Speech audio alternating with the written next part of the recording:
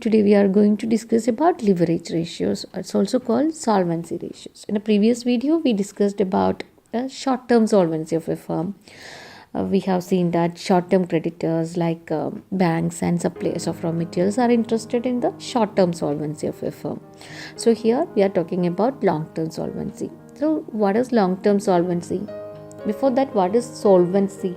Solvency means the ability of a firm to pay its outside liabilities. That is both long-term and short-term. So solvency may be short-term solvency or long-term solvency. Okay. Here short-term solvency refers the ability of a firm to meet short-term or current obligations. That is known as liquidity, right? So long-term solvency generally refers to the capacity or ability of a firm to repay the long-term liabilities along with the interest due on them regularly. So long-term liabilities include debentures, long-term loans, etc. So here shareholders, debenture holders and other long-term creditors like financial institutions are more interested in the long-term financial position or long-term solvency of a firm. So here leverage or solvency ratios are used for such an analysis. Okay. There are two types of solvency or leverage ratios. One is structural ratios. Second type is coverage ratios. Structural ratios are based on the relationship between own capital and borrowed capital. That is, these ratios are calculated from the balance sheet items. These are calculated to know the ability of a firm to repay the principal amount when due. That's why these ratios are also called capital structure ratios. It includes debt equity ratio, proprietary ratio, solvency ratio, fixed assets to net worth ratio, and capital gearing ratio. Second type is coverage ratios. These are computed from the statement of profit and loss. These are calculated to ascertain the firm's capacity to pay interest and dividend regularly. As mentioned earlier, leverage ratios are computed from both from balance sheet and income statement, that is profit and loss account. In order to judge the solvency for the firm, creditors assess the firm's ability to service their claims. In the same manner, preference shareholders evaluate the firm's ability to pay the dividend. These aspects are revealed by the coverage ratios. Hence, these ratios may be defined as the ratios which measure the ability of the firm to service fixed interest bearing loans and other fixed charge securities. So the ratios include interest coverage ratio, dividend coverage ratio and total coverage ratio. In a nutshell, these are the long-term solvency ratios or leverage ratios. Okay, leverage ratios are bifurcated into capital structure ratios and coverage ratio. And capital structure ratios include debt equity ratio, proprietary ratio, solvency ratio, fixed assets to net worth ratio and capital gearing ratio. And coverage ratios include interest coverage ratio, dividend coverage ratio and total coverage ratio. Okay. Debt equity ratio. It is the most commonly used ratio to test the solvency of a firm. It means this debt equity ratio, it shows the relationship between total debts and own capital. So it is the ratio of the amount invested by outsiders to the amount invested by the shareholder. It's also known as external internal equity ratio. See, it shows the relationship between borrowed fund and owner's fund. Or external funds, external fund means debt, and internal funds, internal fund means equity. So the purpose of this ratio is to show the extent of the firm's dependence on external liabilities or external sources of funds. Actually, there are two forms of debt equity ratio. One is long-term debt equity ratio and second one is total debt equity ratio. First one, long-term debt equity ratio. Long-term debt equity ratio, the equation will be long-term debt by equity. Okay. So what are the components of long-term debt equity ratio? There are two major components, right? One is, that is the numerator, long-term debt, and denominator is equity. So let's focus about the numerator, that is long-term debt. What do you mean by long-term debt? It refers to the funds invested by the outsiders. That is outsiders fund. So what are the outsiders fund? It may be debentures, mortgages, and all long-term loans. Okay, it's also known as external equity or borrowed fund. The second component is equity. Equity means funds invested by the shareholder. It includes equity share capital, preference share capital, reserves and surpluses. So it's also known as shareholders fund or internal equity. For calculating this debt equity ratio, either we can use shareholders fund or we can use net worth. For obtaining net worth, we have to deduct all accumulated losses and fictitious assets from the shareholders fund. Okay. Here you have to note one point, that is equity, shareholders fund and net worth generally are one and the same. So here numerator long-term debt, it includes debentures plus mortgages plus all long-term loans. The denominator equity or shareholders fund means equity capital plus preference capital plus all reserves and surpluses. So what's the difference? In the first formula, the numerator consists of only long-term debts. It does not include short-term obligations or current liabilities. Okay. In the second formula, both short-term and long-term debts are counted in the numerator. Okay. Let's look at this problem. You have to calculate debt equity ratio. See this balance sheet, liability side, asset side. Okay, liability side, equity capital 1,50,000, 9% preference capital 60,000, reserves and surplus 40,000, 8% debentures 80,000, long-term loans 1,20,000, creditors 30,000, bills payable 65,000, total of liability side 5,45,000. And asset side, land and buildings 2 lakh, plant and machinery 2 lakhs, sundry debtors 1,10,000, cash at bank 35,000, total 5,45,000. Okay. Debt equity ratio is equal to equation will be long-term liabilities, that is debt, divided by owner's equity. So what are the long-term liabilities? We have to calculate two forms. Okay, two forms of debt equity ratio. First one, long-term debt equity ratio, then total debt equity ratio. Now we are calculating long-term debt equity ratio. So long-term liabilities, here long-term loan is there, then 8% debentures. Okay, then 1,20,000 plus 80,000, so 2 lakh. Then owner's equity, that is net worth. Okay, and there is equity capital, preference capital, reserves and surplus. Okay, then equity capital is 1,50,000, then preference capital 60,000 and reserves and surplus 40,000. So total 2,50,000. So when we apply this in this equation, debt equity ratio is equal to long-term liabilities, that is 2 lakh divided by owner's equity 2,50,000. So answer would be 0.8:1. Okay. Then we have to calculate total debt equity ratio, that is total debt divided by owner's equity. So total debt, that is both long term and short term.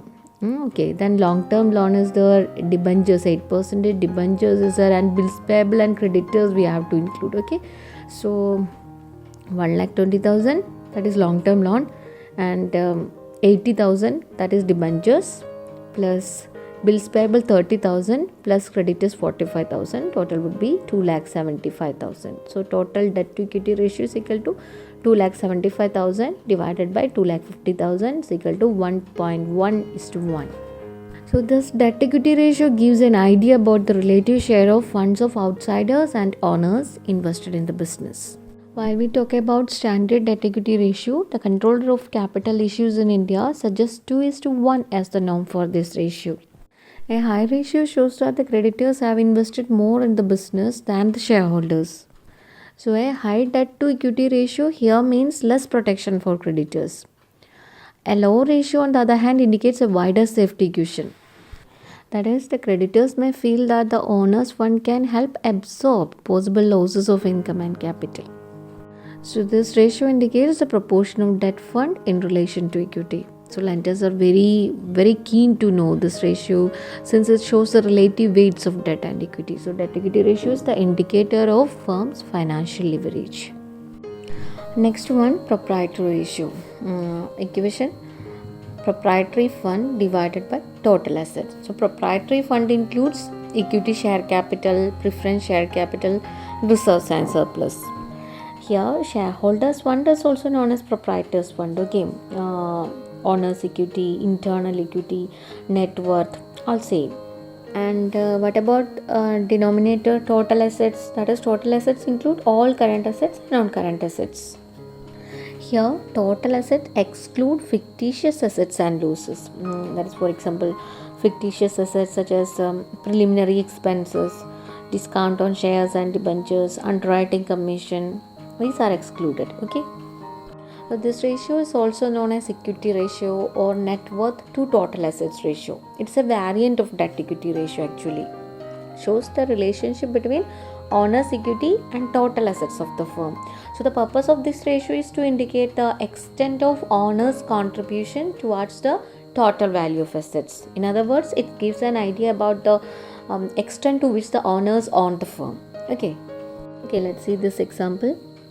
Equity share capital 2 lakh, preference share capital 1 lakh 20,000, general reserve 60,000, P&L account 40,000, 7% debentures 2 lakh, sundry creditors 80,000, current assets 1 lakh 40,000, fixed assets 4 lakh, investment 1 lakh 60,000.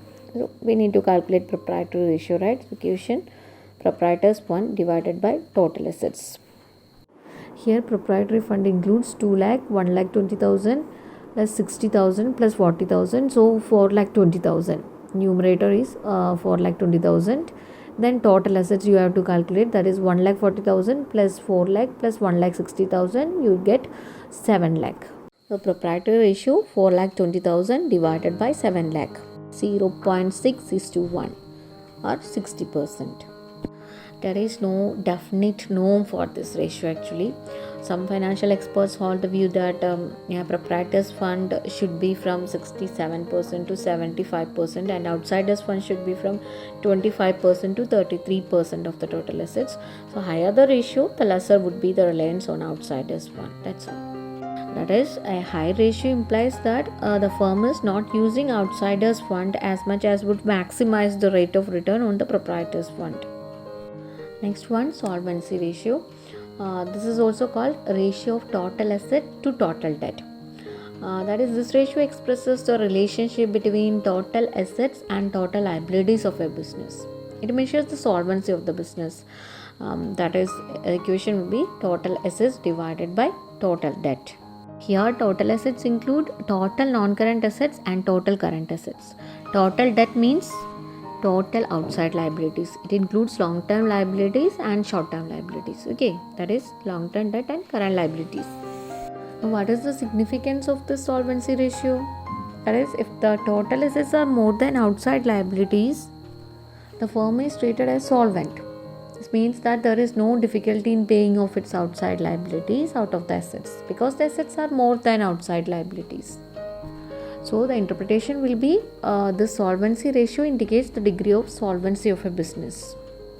Next one, fixed assets to net worth or fixed assets to proprietors fund ratio. I already told you that a net worth and proprietors fund or shareholders fund, owners fund are same. Okay. So this ratio establishes the relationship between fixed assets and proprietors fund. The equation will be fixed assets divided by proprietors fund. So this ratio indicates the extent to which shareholders' funds are invested in the fixed assets. There is one more ratio, that is fixed asset ratio. Actually, there is a fundamental principle that all fixed assets must be financed out of long-term funds. Actually, short-term funds should not be used for purchasing fixed assets, right? They shall be used for working capital requirement. If short-term funds are used in purchase of fixed asset, it will definitely going to affect the liquidity position. Consequently, it will adversely affect the business. So, in order to know that whether this fundamental principle is followed or not, fixed asset ratio is calculated. So, fixed asset ratio is equal to fixed asset divided by long-term funds. Components of fixed assets ratio will be, there are basically two components, that is fixed assets and long-term funds. Fixed assets means fixed assets after depreciation. Here long-term funds, it includes shareholders funds and long-term borrowed funds. Long-term borrowed fund mean long-term loans, debentures, mortgage, etc. Thus long-term funds mean capital employed. We can calculate capital employed by two ways. we can use two approaches for calculating capital employed. First one is fixed assets plus investment plus current assets minus current liabilities. And the second approach is share capital, that is both equity and preference. Okay, you have to add reserves and surplus and long-term liabilities. So this ratio is used to know how fixed assets are financed. If the ratio is 1:1 or 100%, it means that the entire fixed assets have been purchased out of long-term funds. If the ratio is more than 1:1 or 100%, that is fixed assets are more than long-term funds. Okay, it would mean that a part of fixed assets have been financed out of short-term funds. This would affect the working capital position. It may create problems in the long run. Okay. So here a higher ratio indicates that the financial position is not sound. Lower the ratio, better is the financial position. Okay, let's see this problem. Here you have to calculate fixed asset ratio. These are the information given to you. Equity share capital 2 lakh, preference share capital 1 lakh, long term loans 1 lakh, 6% debentures 1 lakh 25,000, reserves and surplus 75,000, current liabilities 3 lakh, fixed assets 7 lakh 50,000, current assets 1 lakh 50,000.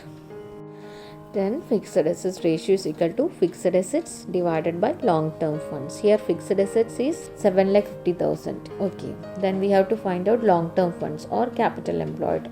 How are you going to find out capital employed? You have to take equity share capital 2 lakh, preference share capital 1 lakh, reserves and surplus 75,000, long term loans 1 lakh and 6% debentures 1 lakh 25,000. So total would be 6 lakh. That is our capital employed. That is long term funds. Okay. There is one more method to find out capital employed. I have already told you earlier, that is take the total of fixed assets. That is how much is fixed assets? 7 lakh 50,000, right? You have to add the current assets 1 lakh 50,000. That is, you have to add this 1 lakh 50,000 with 7 lakh 50,000. So you will get 9 lakh and you have to subtract the current liabilities, that is 3 lakh. So 9 lakh minus 3 lakh, you will get 6 lakh. Okay. Fixed assets ratio is equal to fixed assets by long term funds. So 7 lakh 50,000 divided by 6 lakh is equal to, you will get 1.25:1. See here, fixed assets ratio is more than 1.1.